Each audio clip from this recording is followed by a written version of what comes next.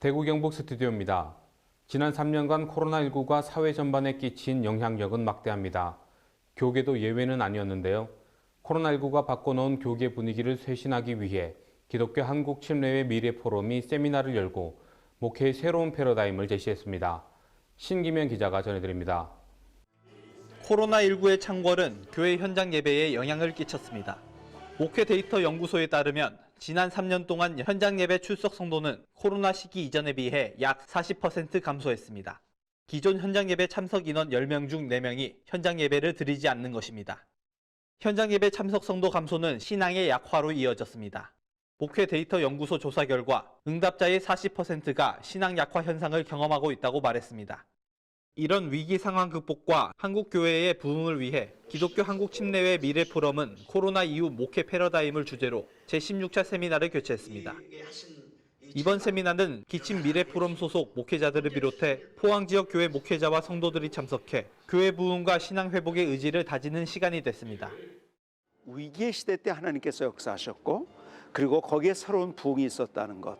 우리가 이것을 기억할 때 부름받은 자로서 어떻게 우리의 길을 걸어갈 것인가 우리가 함께 논의하고. 이번 세미나는 선한목자교회 유기성 원로 목사와 포항중앙침례교회 김중식 목사가 강사로 나서 각각 위기를 극복하기 위한 교회 목회 방향을 제시했습니다.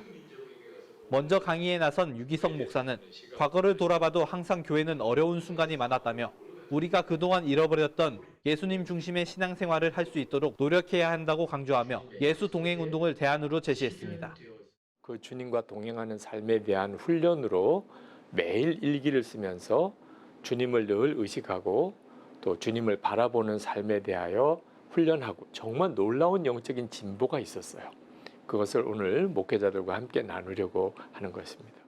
이어 강의에 나선 김중식 목사는 코로나 시기가 오히려 교회가 나아가야 할 방향을 명확히 증명했다며 성경에 나타난 교회의 모습을 닮아가는 것이 위기 극복의 답이라고 말했습니다. 또한 지난 35년간 포항중앙침례교회를 새 사역을 통해 부흥시킨 사례를 소개하며 셀 목회를 대안으로 제시했습니다.